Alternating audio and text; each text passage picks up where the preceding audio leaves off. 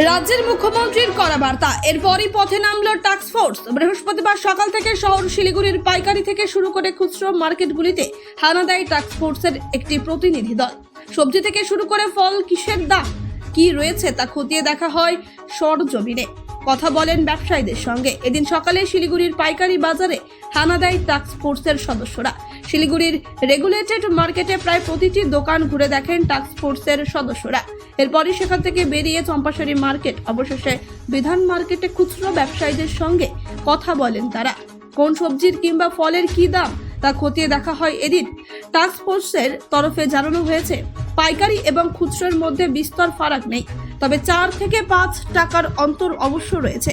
এই পরিস্থিতিতে দ্রব্যমূল্য বৃদ্ধিতে হ্রাস টানতে আগামীতেও নিত্য নজরদারি চলবে প্রতিটি বাজারেই, এমনটাই স্পষ্ট করা হয়েছে টাস্ক ফোর্সের তরফে।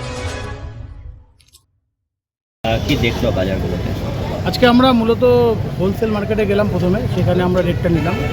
সেখান থেকে আমরা রিটেল মার্কেটে এসেছি। এখন এটা নিবেদিতা মার্কেট চম্পাশাড়ি, এখানে রেট দেখা চলছে।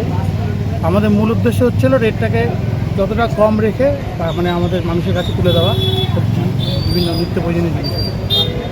তো যখনই যাচ্ছেন দেখা যাচ্ছে যে বাজার মানে পাইকারি বাজার আর এই খুচরো বাজারের মধ্যে প্রায় দ্বিগুণ তো একটা তফাৎ দেখা যাচ্ছে। না, দ্বিগুণটা আমরা যেটা শুনেছিলাম এখানে এসে দেখতে পাচ্ছি যে না, সেটা নেই। এখন ওনারা বলছেন যে হয়তো কেজিতে 5 টাকা বা 10 টাকা ম্যাক্সিমাম, কোনো কোনো ক্ষেত্রে 3 টাকা 4 টাকা এরকম রাখছে। এটা যদি ওনারা মেনটেন করেন আমরা সেটা রেগুলার বেসিসে খেয়াল রাখবো। এটা তো আপনাদের সামনে বলছি, জানো না? হ্যাঁ, এটা আমরা শোনা নিশ্চয়ই, এটাও আমরা জানতে পারছি যে এটা আমাদের সামনে বলছে, কিন্তু এটা আমরা রেগুলার মনিটরিং রাখবো।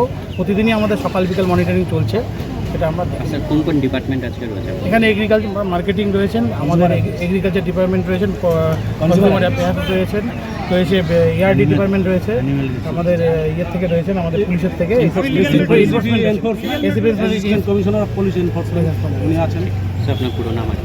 Debashis Ghosh, joint director of agriculture ও পার্সোনাল।